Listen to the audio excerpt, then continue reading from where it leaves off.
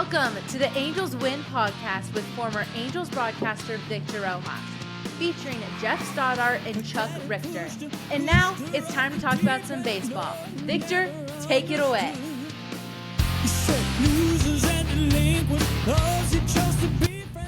All right, Angel and baseball fans, welcome to episode 21 of the Angels Win podcast. My name is Jeff Stoddart. I'm here with AngelsWin.com founder Chuck Richter. Chuck, how's it going? Good, very good. How's your Saturday? I am chugging along, as it were. Cheers to you, my friend.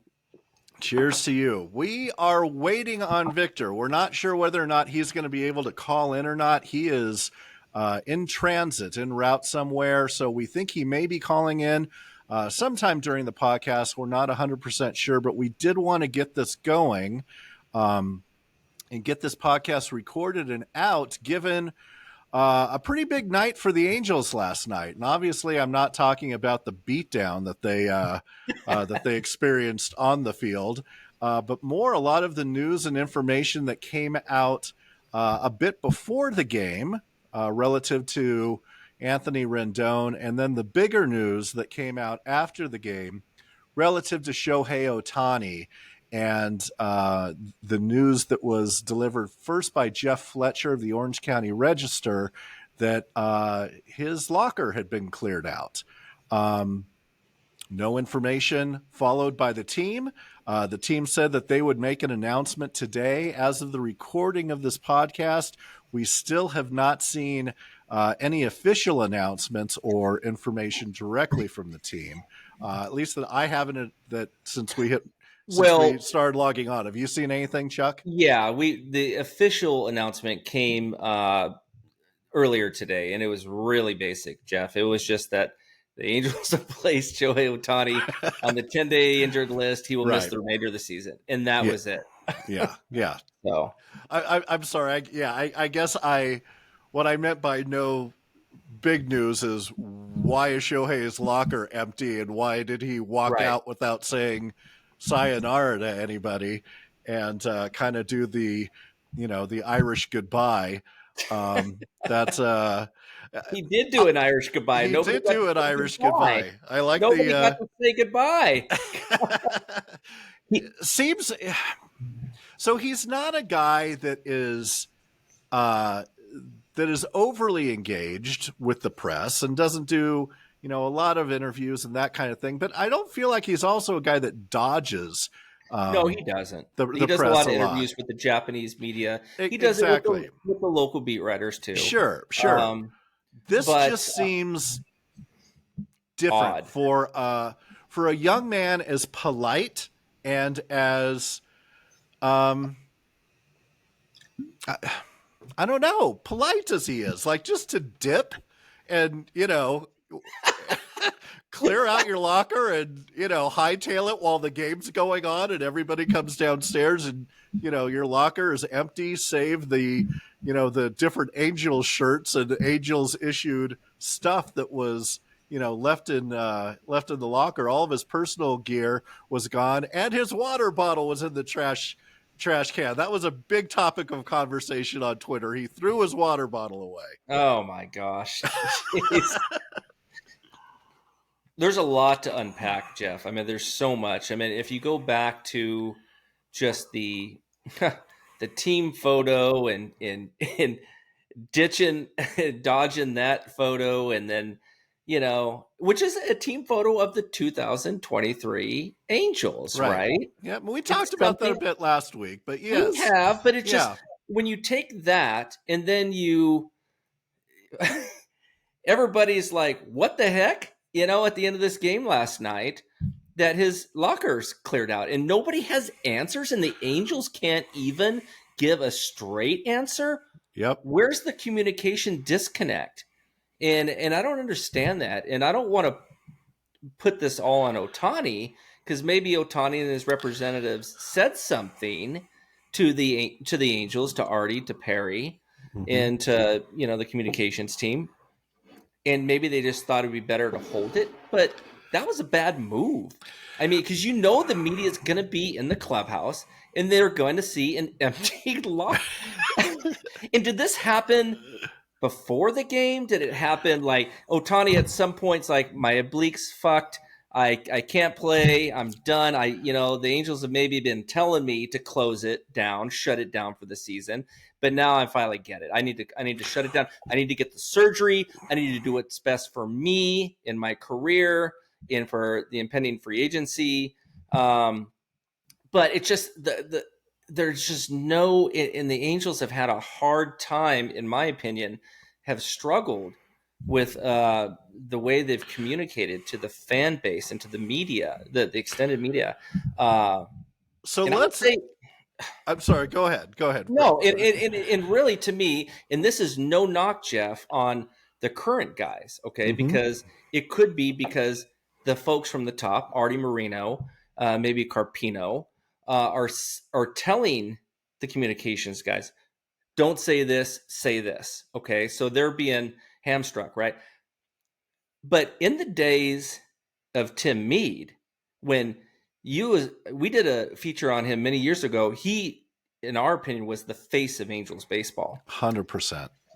He was everywhere. He is the walking Angels history book encyclopedia. Exactly. And that's a direct quote from Dennis Kuhl, and the president of the Angels at the time. And so it's like I just can't wrap my mind around how there's I mean, the communications team, and again, I'm not saying this is, Tim Mead's replacements. It's just been awful. Well, sure. There's an element of what did they know and when did they know it, right? I mean, that's one of the things you hear on, on cable news, and, if there's some big scandal that comes up is what did they know and when did they know it? And, I think that over the last, let's call it 15 hours, because I think that's about, when it, how long it's been going on. I will tell you, for me, I went to bed last night. I had the TV on, as I always do. I fall asleep with Family Guy playing, and I had dozed off, and I am awakened by my phone beeping. And I look down, and it's a text from my oldest son, Griffin, who's down in college in Arizona, and he said, Shohei is looking for another team, and now so am I. And he had a screenshot of Jeff Fletcher's text. And I read it and just went, oh, shit. Oh, my God. And I jump on Twitter, and I, send a tweet out from the Angels Win account. I think it was, well, or something. By the way, how many Welp tweets have you sent out this year? No, I bet you if we went through all the Welp tweets, it's kind of like, here we go again. What next? Yeah. But and then and then I put my phone down, and I think, okay, I'm gonna go to bed, and my brain is just twisting. So now I kind of sit up in bed, and I get my phone, and I'm going through, and I'm reading all the feedback, and the feedback hit and thoughts and observations and opinions from Angels fans and baseball fans, really across the spectrum, have really been all over the place. So, and they were with you and I too, right? Like, we initially had some initial opinions of, what a dick move this was that he did this. And then as we kind of started talking through it, it was like, well, wait, was this a dick move, or did he really communicate this? Did the Angels know about this, and they just didn't tell the press? They didn't tell the public? Or did Ohtani really dip without telling anybody? And them putting him on the IL today to close out the season was a move that they did in response to what he did last night. And I think that, what's important for us to communicate at this point is, we don't know. And that's not going to stop us maybe from hot takes and speculations. But to be fair, we don't know. And nobody out there, in the Twitterverse and on the interwebs really knows either. I mean, we're all kind of speculating at this point. Yeah. Yeah, and Jeff, we may not know anything concrete. We may not even know anything concrete until forever until after free agency when it gets unpacked later on, right? But hopefully, and I know Jeff Fletcher and Sam Blum is really good at pressing, and so the Angels should be getting some tough questions tonight prior to game. They always have a media thing. I used to go down there and interview Soch and just be there with the media guys and from 2009 to 2011. And so they got their pregame stuff where reporters can ask away at the manager. I assume today Perry will be front and center because this is a big move. This is a big deal. It's your best player, your biggest draw is done for the season. It's the most famous baseball player on the planet right now. And to your son's point, like maybe I need to find a new team, right? Because there's a lot of people that we interact with, Jeff, on Twitter that we never interacted with before that are only there or only Angels fans because they're Ohtani fans. Sure. So how is this going? 100%. Yeah. So 100%. It feels weird to look at this any other way than Angels fans. We have seen the last of Shohei Ohtani with an Angels logo on his hat for the balance of his career. Right. But talk us off the ledge, Chuck. Is there any scenario that you see where Shohei Ohtani is coming back to the Angels next year and is ready to, make it that there's really no there? This isn't a big deal. It's a misunderstanding. It's poor communication from him or from the team, or just something got lost in the mix, and he thought he was going to play, and it became obvious they were going to shut him down for the season. He was mad, he was frustrated, and he, packed his stuff and dipped. And it wasn't as a response of anger to the team or the organization, but maybe just to the situation. He's frustrated, and that's why he left. Yeah. I mean, it looks grim, right, that he's going to be back. However, I will say this. What if the reason being that everything was just shenanigans last night, right? Like the communication was bad. What if when Perry meets with, the media tonight, he announces that Shohei Ohtani is going to pack it in. He's going to get the surgery done, or he's going to consult with other doctors and then figure out what's best for him. But we feel that we're in a good spot with him because we've been in communication the whole time. We just haven't been so forthcoming with you, the media and everything, because there's been a lot of back and forth. There's been a lot of missing pieces to the puzzle. And so there's that. And I'll go back to many, many episodes, and I think I've preached this all along, Jeff.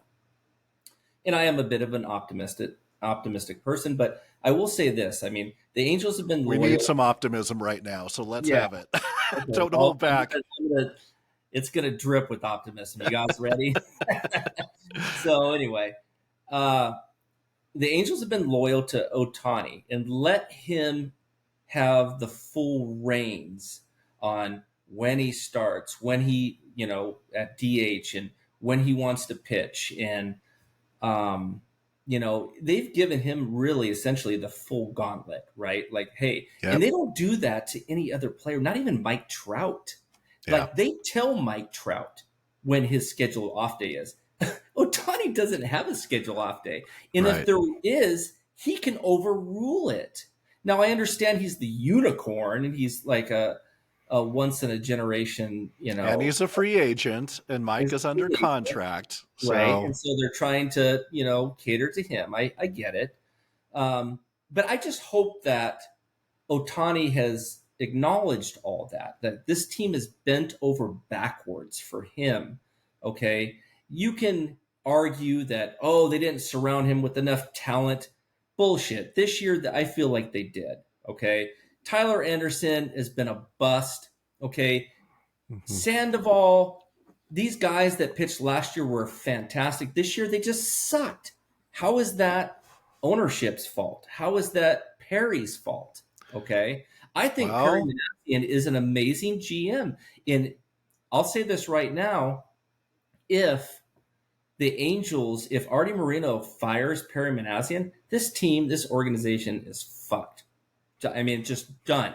I mean, they're going to have to now. I hope that Perry Minasian looks at the coaching staff and gets rid of some guys because they just, to me, mhm. they haven't. I don't know. They haven't been what we hoped, right? And so Matt Wise, Marcus Timms, some of these other guys, maybe do something with the condition guys on the field. I mean, a lot of these injuries, if you look at them, and we'll get into this in the next episode, where I'm going to fully unpack a whole thing on the influx on Tommy John UCL injuries, shoulder and arm injuries, and even the torque that has been putting on these hitters, the way they're approaching in a bat to gain more bat speed. Everybody's all about exit velocity, okay? And so there has been a big influx of injuries, and we'll get into that in another episode. It's going to be fascinating because we've been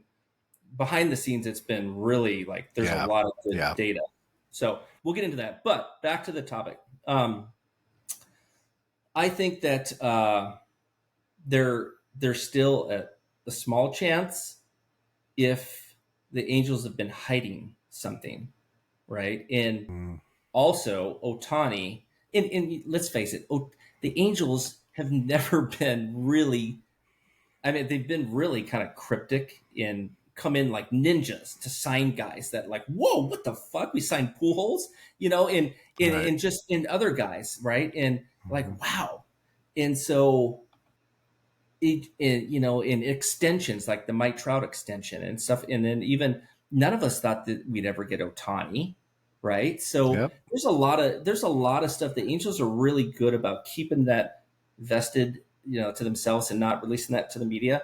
And so I think that there could be something cooking, Jeff, behind the scenes that we don't know. That's optimist point number one. The second one is what I alluded to in many episodes ago, that Ohtani looks at this team as his only team, right, that he's been with, and he wants to see this through. Okay. I will say something else too, and this is on the flip side. What if he packed up his locker because he just wants to just head back home to Japan and just play out his years in Japan? Yeah, I don't think it's a situation of him heading back home to play out his years in Japan. I don't think it's that. For the money. But he's never going to get the money that he could get here. No. But one of the things I did think is, what if he packed up his bags to get on a plane to get back home to Japan to see his own doctors? Mm-hmm. Right? And again, this goes to, if that's the suck. Well, clearly, I mean, we're going to talk about Rendon in a minute and how many doctors it took to find a break in his tibia, apparently. But yeah, yes, maybe he doesn't trust them.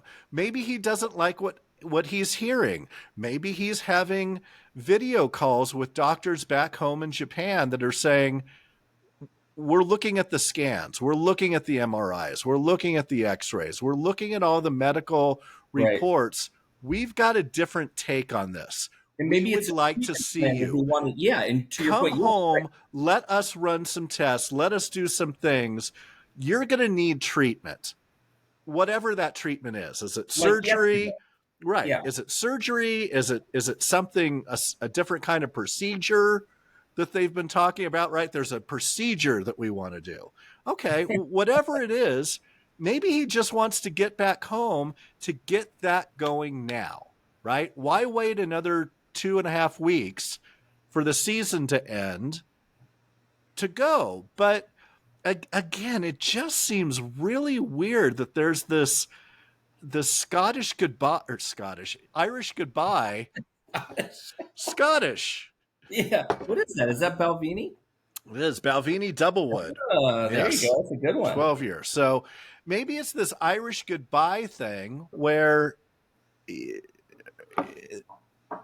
there was just a miscommunication that he told them earlier in the day after, because to your point, I think that you had mentioned this before we jumped on. He was warming up before the game, correct? And taking swings to see to see if he could play yesterday, right? Yep. So maybe he was doing that. It didn't work out. Something, and they had a discussion. It was like, let's shut this down. Let's get you treatment. It's and let's move forward. And he thought, great, I'm gonna pack my stuff. I'm on the next plane out. Please, tell everybody. Maybe that's it. Or maybe he's pissed. And maybe he and maybe he walked out going, screw you, screw this town, screw everybody, and I'm out of here. That is also on the table, folks. Like, there was a lot of that on Twitter last night when this first came out from Jeff Fletcher. Is like, right. Shohei is basically, screw the Angels. I'm out of here. You're never going to see me in red again. And yes, maybe that's it too, but I don't think it's fair for us at this point to just assume that's the case without looking at the other scenarios and alternatives. The thing that's odd to me, though, Jeff, is like, why couldn't they have made an announcement? Because they've made many announcements in game, like such player is going on the IL. Why couldn't they have said that to the media, that it had happened, so that when they get to the freaking locker room and see his locker just completely barren, right, and vacated, that they would understand that he's headed to get treatment somewhere and he's done. And this goes to your point earlier about the communication staff. So was there a breakdown? If there was a breakdown, and where was the breakdown? Is it that the communications department of the Angels is not doing their job well? Or is it the communications department of the Angels is being kept in the dark and not being given information by Perry and Artie and who knows whoever else, that there is this wink, wink, nod, nod kind of arrangement between, Shohei's agent and the front office that, hey, we're going to do it this way. Let's keep it on the down low and let's hope nobody, there's still some shirts hanging in this locker room. Hopefully nobody notices his massive water bottle in the trash can and all of his personal stuff gone. I mean, come on, take the water bottle at least, right? Right. I mean, geez. Doesn't show up for the team photo. Do you not love Mother Earth? You're going to throw away a plastic container? Come on. At least put it in the recycle bin. Oh, that's good. All right. Anything else on Ohtani before we move on to Tony Two Bags?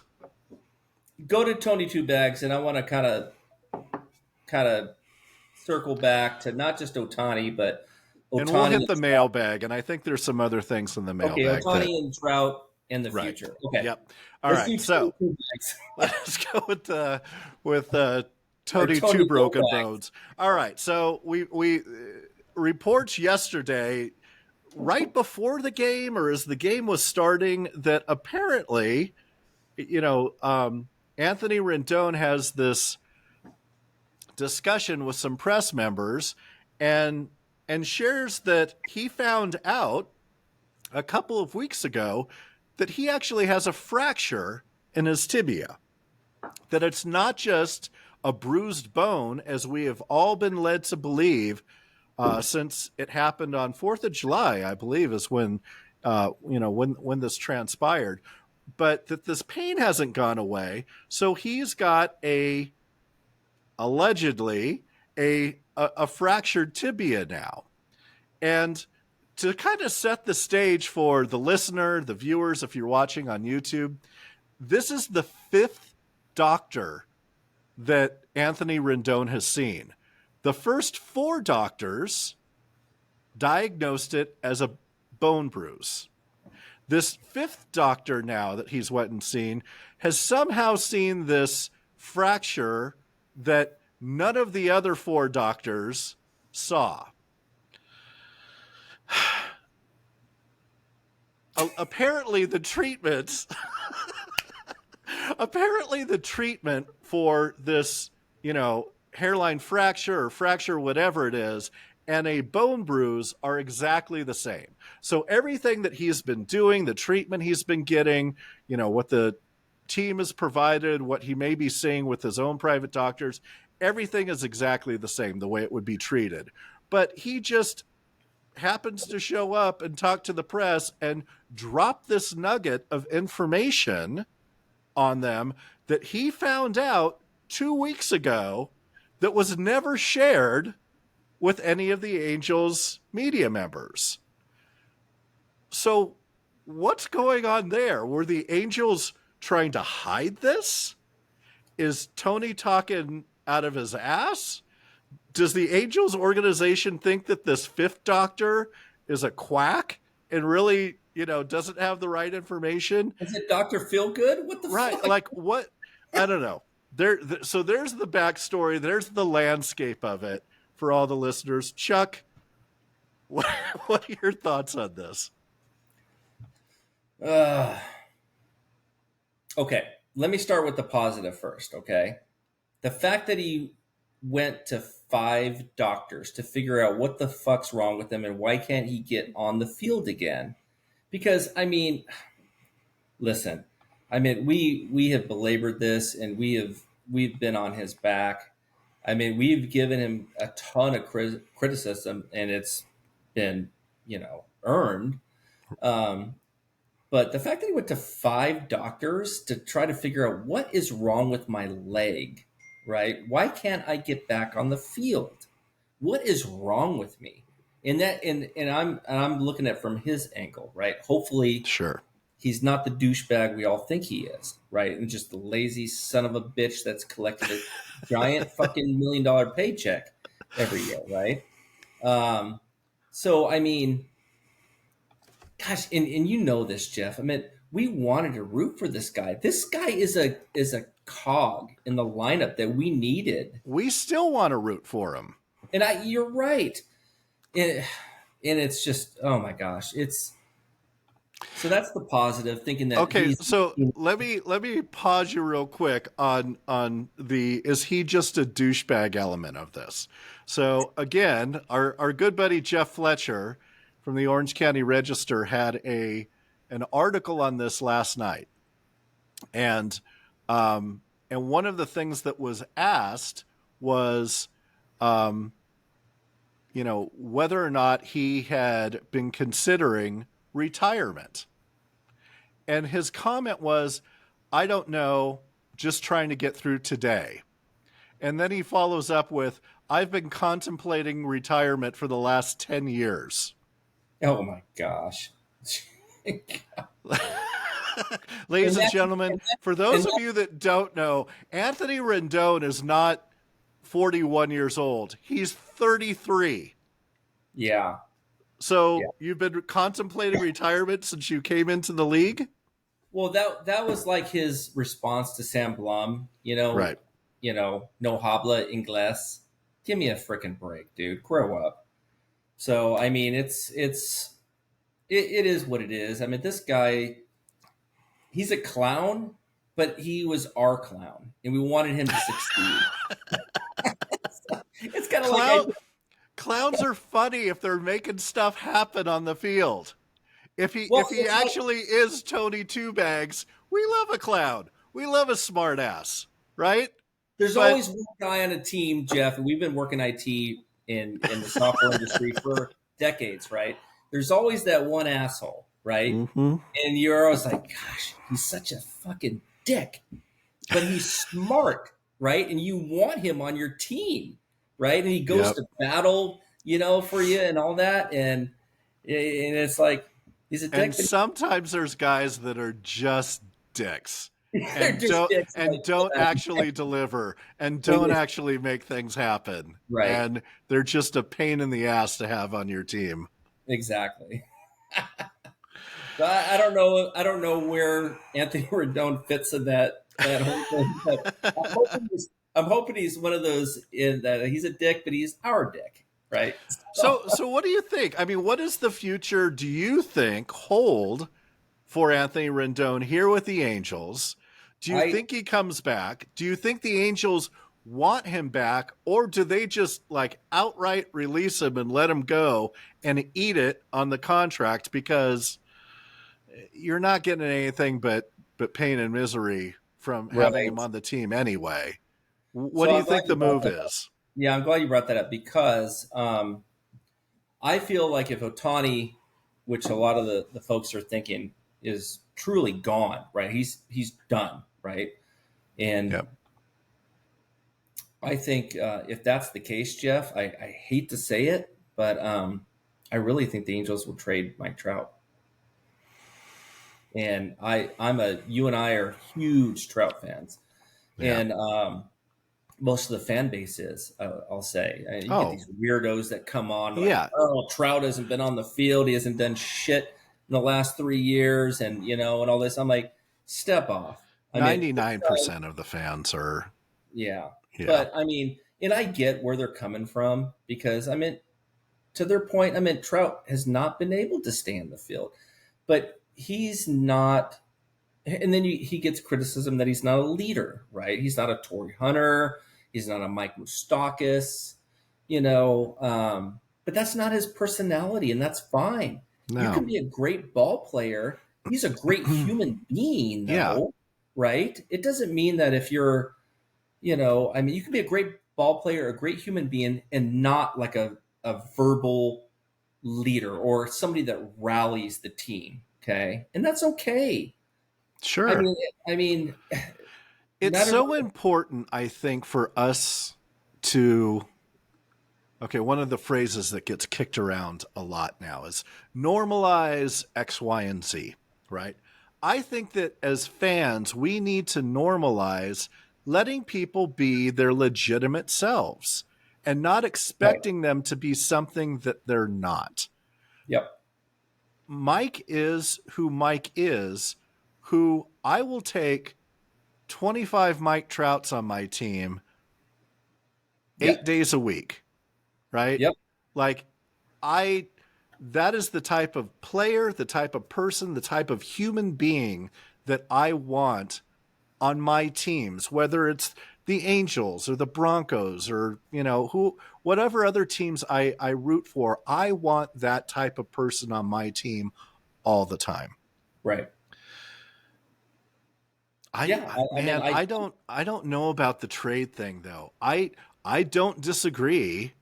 And again, I'll go back to my son Griffin, right? Like we did the 18-hour drive down to Arizona a couple weeks ago. And, this is one of the things that we've talked about a lot is, he is very much loves Mike Trout. He absolutely thinks he's great, but he also understands he's our only trade value. Like this team is a dumpster fire right now. Right. And we need to rebuild. So if we're going to rebuild, do we get rid of? Do we? Thank you for the Mike? Right. Yes. Sorry. Do we move Mike to another team that would provide the Angels organization with the talent compensation that would allow the Angels to restart the way that the Houston Astros restarted in the mid 2010s, right? Like if you look at them 2015 to 2017, they were horrible, but everybody was looking at them going, holy shit, this team is going to be a nightmare to deal with in about 2 or 3 years. Right. And that's exactly what's happened. And so Jeff, on that point, if I'm Perry Minasian with Artie Moreno's blessing, because he still works for Artie Moreno, right?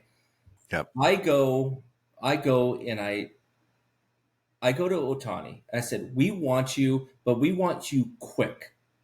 We want you to sign quick. Here's our money that we will offer you. If you want to drag this out into December and January, and God forbid February, we're done. Just go. Okay. I mean, we all love Ohtani. Yep. All of us on the show, 100%. Victor included, the entire fan base, all of us. I mean, if Ohtani truly does leave, we will have a podcast show, literally just probably going through an entire fifth, just soaking in our we will feel sad. I mean, he is a generational talent. So anything that we say about Ohtani, it's not with disrespect. It's because we want him here. Right. And you guys need to understand that. So a lot of people will take like little things about what we say in our podcast, like, oh my gosh, they hate Ohtani. I'm like, give me a fucking break. Get out of here. So, by the way, you're up to 7 F-bombs so far in this episode. So, okay. Well, Victor's not here to wag his fucking finger. I did it again. Anyway, this is our freaking show. Anyway, so it's like, I mean, come on. We all want him here, but the Angels, you and I, Jeff, have been fans since the 70s, okay? We go way freaking back, okay? And we enjoyed 79. In the 80s were incredible. I mean, come on, 82. I mean, we were always competitive. Yeah. The 90s were a rebuild, but guess what? In 95, we were Gary DiSarcina not going on the DL at that time. It wasn't IL. Away from just cleaning house that season. And I'm sorry, if Gary DiSarcina wouldn't have got injured, we would have just obliterated the opposition all season. Sure. The Mariners would have never had their 95 Vapangu, freaking Seattle. Anyway, I'm telling you, Jeff, 95, I thought 86 hurt me. 95 was worse for me. I'm sorry. Yeah, I hear 86 was bad for me. I had my leg over the rail, ready to jump on the field, and there was a police officer on horseback about 7 feet from me, just looking down. This is when I had the long hair, and he's looking at me going, and he's shaking his head like, nope, not going to happen. And I'm looking back at him going, I'm going. You can run me over with that horse or whatever. And I mean, there was just a sea of people. The stands were going to empty onto the field. Oh, you would have been fine. When that home run went over off of Donnie Moore, I was just like, oh, horrible. And Jeff, I'm giving out my age. I know you're a couple years older. I was 16 years old. Am I older? I feel like I'm younger. Are you? No. Anyway, so I was 16 years old. We had a house full of people over. My parents just bought their first big screen TV. Okay. And it was like, oh, this is perfect. We got the playoffs coming. And I was like in the middle of the carpet, right in front of the TV, 16-year-old. And I was a diehard. I mean, I like listened to every game, watched every game. And when that home run hit, my heart just sunk.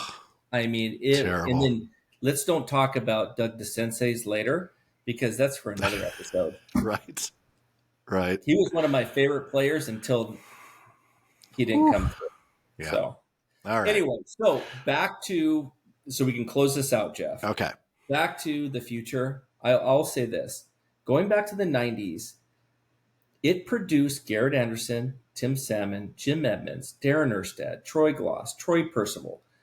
I mean, the list goes on, Jeff. And these were guys that were cogs to in key contributors to the 2002 World Series run. Okay. If we need to go through that again, and I'll say this to all the fans out there, it's going to hurt if we lose Ohtani, and it's going to hurt even worse if we lose Mike Trout via 100%. a trade. 100%. Via a trade. But Jeff and I'm going to speak for Jeff on this. We are Angels fans first. We are not Shohei Ohtani fans first. We are not Mike Trout fans first, because we were Yep. always Angels fans first. And you need to build the farm system. You need to get these guys up. Okay. Mhm. You're never going to probably get another Trout, but guess what? Tim Salmon was not a Trout. Garrett Anderson was not a Trout. Jim Edmonds was not a Trout. All these guys were not Trouts, but they were good. Right. The Angels need to put a bunch of good people on the field. Everybody keeps bitching and moaning. Oh my God, they had 2 generational talents, 2 of the best players in baseball, and they couldn't win the World Series. Hello? There are 24 other players on the roster, Sure. you idiots. Well, and to be fair, for the seasons that Shohei was here, they were really never healthy at the same time together. Right? There's that too. There was a season, the first 3 seasons, Shohei was hurt and gone a lot. Then for, the last 2 or 3, Mike has been hurt and gone a lot. They really haven't had that season where they've both been at their full powers, ready to go and ready to, to drive this team forward. And this year, as Chuck said, we may have had the team this year, but we talked at infinitum about the fact that our health and injury problems this year are tops in the major leagues, and that's not a stat that you want to own. So I don't normally give plugs to other podcasts, because I barely watch other podcasts, but the Locked On Angels did a tweet the other day that went over every injury of all the players throughout this season. It's just brutal. I mean, we've known this, right? But when you see it in video form of all the players that have just broken down, or I mean, Gio Urshela was a great guy in the lineup and on the field. He just freaking touched first base running as hard as he could, and he broke his leg. Right. Who are the 2 big rookies that the entire fan base is so fired up about this year? Yes. Both of them were on the IL for an extended period of time. I'm telling you right now, Logan O'Hoppe would have hit 30 home runs if he would have stayed healthy the entire season. Yeah. Easy. What would we have gotten out of Neto from, just grinding it out? And I mean, everybody would have been clamoring him as the next Derek Jeter. I mean, God help the grounds crew. They were going to have to put in new field after every game, because Neto's walking off the field with half of the dirt on him. I mean, that's just how he plays. It's so true. All right. So let me jump to this real quick. We're going to jump to the mailbag, and we're going to start off with something that's going to help you button up what we were talking about. And this comes from Terry Julius in Prescott, Arizona. Terry is the person that I was speaking about last week that I got to meet from my friends Laura and Brian. So she sent in a question. So Terry, excited to read this one for you, but she asks, what should the Angels do with Rendon, and what options do they have? Which I think a lot of fans may not know. Like, what are some of the options that they have available to them? And we talked about one. One of them is, see ya. Yeah. Just eat it. Eat the contract, eat what's left, and let it go. And Artie's done it before, and especially under Perry's watch. So that could happen, but I'm going to throw a curveball. What are your thoughts? I'm going to throw a curveball. So 2 questions. Will they keep him? Should they keep him? Will they keep him? I will say, if Trout and Ohtani are gone, yes. And you wouldn't think that, because here's the thing, Jeff. They're still under contract to pay the guy, right? So if he latches on as a free agent to another team, it's going to be one of those Josh Hamilton scenarios again. And God forbid, if Anthony Rendon stays healthy for another team and goes to the World Series, it's a black eye. Another black eye. How many black eyes have been on this franchise over the last 4 years? Would you not rather have that black eye of him doing well for someone else, or the black eye of us keeping him and him continuing to be the colossal jackass that he is? I think somebody that doesn't want to be here. I don't even know that he likes baseball. And right. But if Trout and Ohtani are already out of the scenario and it's only Rendon left and he's the only veteran guy to help these kids out, that could actually help him be a boost, right, to this team, right? Would he though? Would he help the kids out? I don't know. Jeff, I don't know him as a person, so I can't speak to that. But I will say this, it's like maybe he's in his element if he is the superior. Sure. There's not a Trout, there's not an Ohtani, and he's like the third wheel. So which he has been. He's been let's face it, he has been the third wheel since we signed him. Okay. Yeah. And so if he's the guy that can take these younger guys under his belt and say, listen, guys, I'm so sorry. I have not been able to stay on the field. I'm doing my best, but I went to a World Series and I won a World Series. That's something that Ohtani and Trout cannot say. Sure. All right. So, next one from Don in Costa Mesa. He asks, at what point will Ohtani be that girlfriend you are dating that is completely out of your league? You'll do anything to keep her, but she just walks all over you and then eventually leaves. I don't know. As we talked about earlier, we may be at that point. Shohei may be that girlfriend, and she may have just walked. I don't know that we know that. Maybe she's just left to go get her nails done. Fair take. But she may also be on the road with your best friend down the road, and they're going to Cabo this weekend. Okay, I will say this. If Ohtani does leave the Angels, which most likely will happen, and he signs with either the Dodgers, which I can... Okay, that's gross, right? I heard your voice. It is gross. But I'll tell you something that's more gross, okay? If you were to sign with the Mariners, because now he's in division. I'm sorry, Jeff, but if he were to go to the Mariners and he is their guy that leads them atop the AL West, and we're just, because the Dodgers are always winning anyway, Jeff. The Mariners have had Ken Griffey Jr. They've had Randy Johnson. They've had some of the, Felix Hernandez. They've had some of the greatest players ever, and they still have an empty trophy case. I don't know. I feel like that's a cursed franchise, and fair enough. I want anything but for Shohei to be wearing Dodger blue. Anything. Okay. Anything. And I know people will clip this and come back to me if he signs with them. If he signs with anybody else in Major League Baseball, I'm not going to be happy, but there will be a good chunk of relief in me that it wasn't the Dodgers. Okay. Who's the team, if you were to leave the Angels, that you would like him to sign for? That won't bug you as much? To me, it's the Giants. Yes. I actually think that is my, if I'm a betting guy, right? If, by the way, FanDuel, any of the sports betting things, if you want to sponsor the Angels Wood podcast, we're here for you.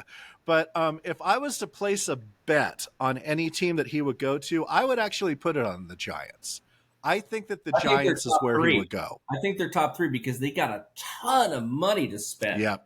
A ton of money. And they got a great operations there. Good fan base. Yeah. So 100%. Yeah. I wouldn't be upset. Although just don't go walking around, after the... Just watch where you step. You may get a needle or step that's on not dog poo. That's not dog poop. It's human. Right, exactly. All right, next question from Joe in Upland. He said, We should have just let off the podcast with this. So Joe's question is, I have one simple question. What the fuck? Joe, I think we've probably covered that one. Yeah. All We got right. you, Joe. What's that?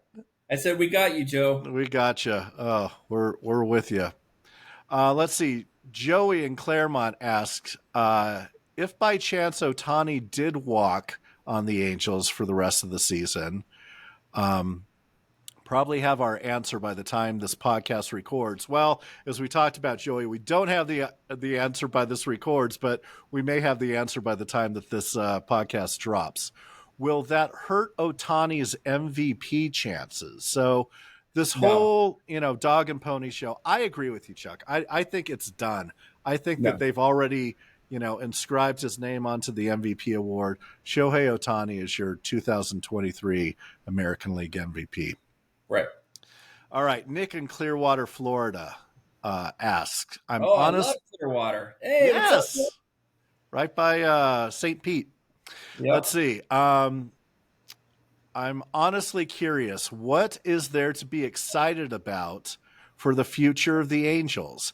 I feel like the prospects of the playoffs are so far removed that I don't know what we should be looking forward to in the next couple of years. Chuck, you're the eternal optimist of AngelsWin.com. You're the chief optimist officer, our COO. Please unpack for him and the rest of our fan base. What do we have to look forward to?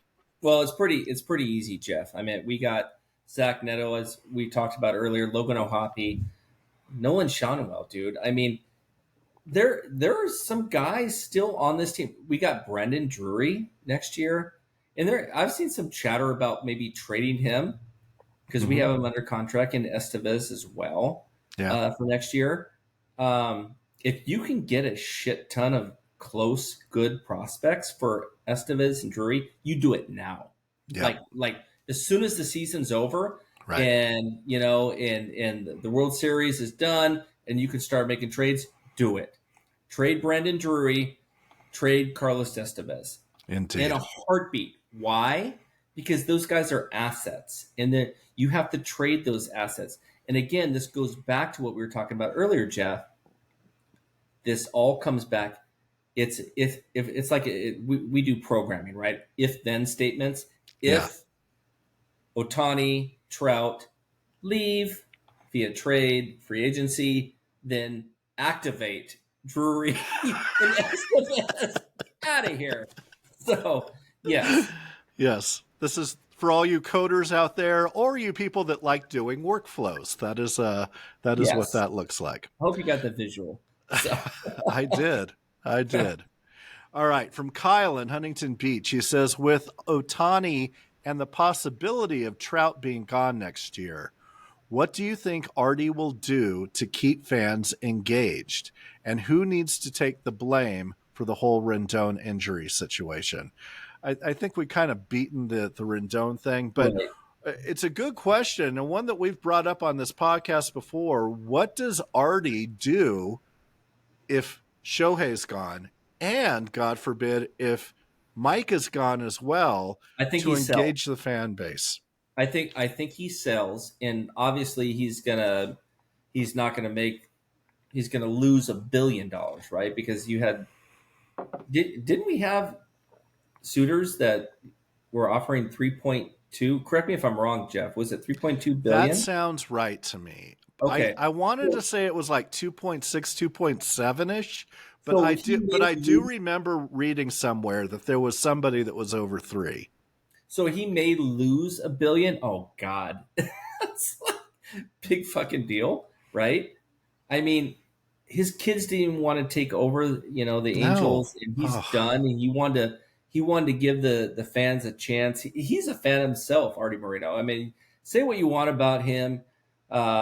He hasn't been the best owner, and we've gone over this, but it hasn't been for a lack of trying. It hasn't been for a lack of passion. He's swung and missed more than he's hit. The guy wants to win as much or more than any of us do. He really does. He does. And if you guys out there in the Twitterverse can't see that, you're just a bunch of fucking dumbasses. By the way, every time I tee off on the golf course, I really, really want to break 70. I've broken 94 times in my life. Like, it's, just because I want it doesn't mean that I'm good enough to do it. And I don't know that if it's that he's surrounded himself with the wrong people. I don't know if it's just it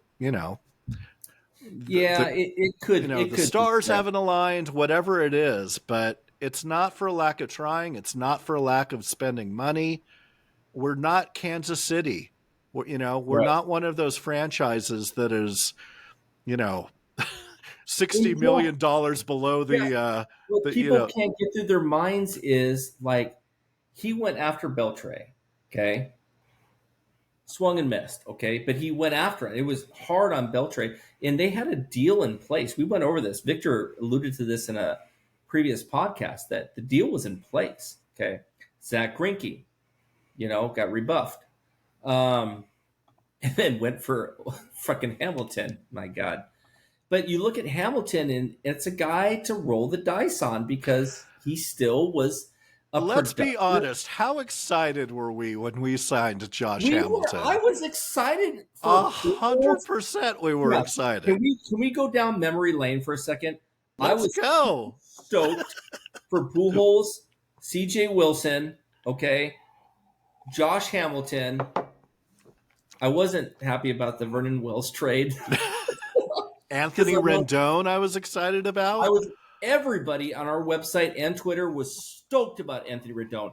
So all you guys that are just breaking balls now and just thinking like, oh gosh, Artie Moreno hasn't done a damn thing.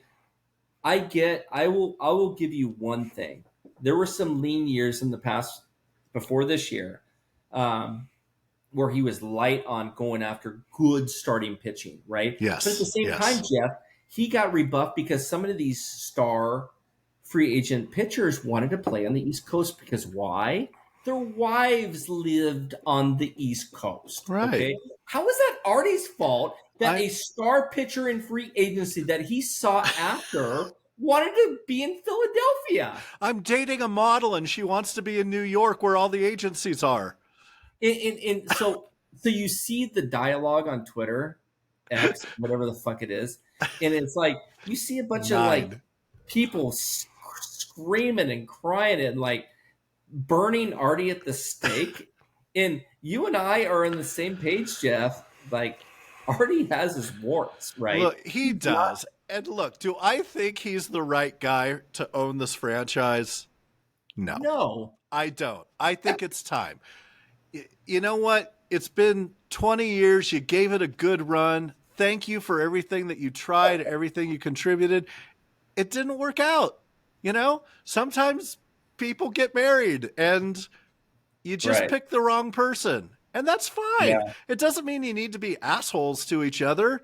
Just, tip your hat and say, you're so funny. It's go on with your way. Like that's a real thing. People do that. Yes. Let's just say, you know what? It just didn't work out. It's time to move on and cash your check. Go. You've made billions off of this team. Go vacation in the south of France on a yacht. Time to hit the road. 100%. If I'm that old, I'm not trying to run a team anymore. No, God, I'm looking for ways to retire right now. Plop my ass on a beach somewhere. And I'm good. Oh, my gosh. All right. I think that so. Let's see. Chris in Mission Viejo, I think we answered your question about the business acumen of our ownership with that last one. Chuck, we talked before this. We were going to do 20 to 30 minutes. Here we are sitting at an hour.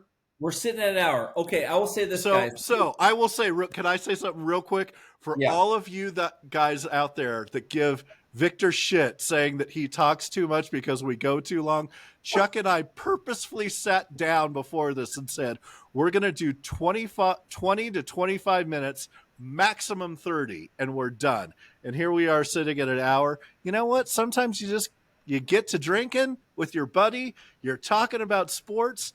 and everything just unpacked. So get off Victor's back. Chuck, Yes, what do you have to exactly. say?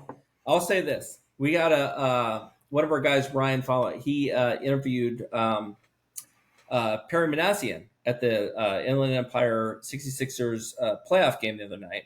So we got a lot of stuff coming in. It's Go more, 66ers, by the way. yes, they lost. They didn't. Yeah, but Oops. it was a good run. But Oh, I missed that part where they were done. they're done, dude. They're done. Oops. They tried. It was a good run. But I was going to read these 3 quotes. Nah, I'm not going to give you these. Perry actually with Ryan, the focus. It was a 7-minute Well, interview. you got to read them now. You can't like tease them and then Oh, not my read gosh. them. All right, here we go. All right. But what's funny is by the time this podcast gets published, our article is going to get published. Anyway, That's whatever. all right. Here, these were 3 of Ryan's favorite, he selected 3 quotes. He asked him some questions about just developing players and just the farm system. And this goes back to Jeff, what we were talking about, how going back to the 90s and just developing our own guys and just having success with our own guys, right? I mean, man, God forbid Trout's gone and Ohtani's gone. It's not what any of us hope here. We hope that those 2 guys are going to anchor all these 100%. young kids going forward, right? But Perry said, in quote, "There's common traits you look for. Abilities are obviously one of them. There's got to be a little bit of actual self-motivation to get the most out of your ability, internal makeup, and what makes you tick. We talk about that all the time. We want players that will wake up thinking about it, go to bed thinking about it, obsess about it. We have a great group here of talented players that have come from all different places and are different ages. When you watch this particular club, the Empire 66ers, play the different levels, it's just outstanding. That's something we talked about and implemented. We created an expectation that to play here, there has to be a different type of effort. So one more thing, Jeff. Okay.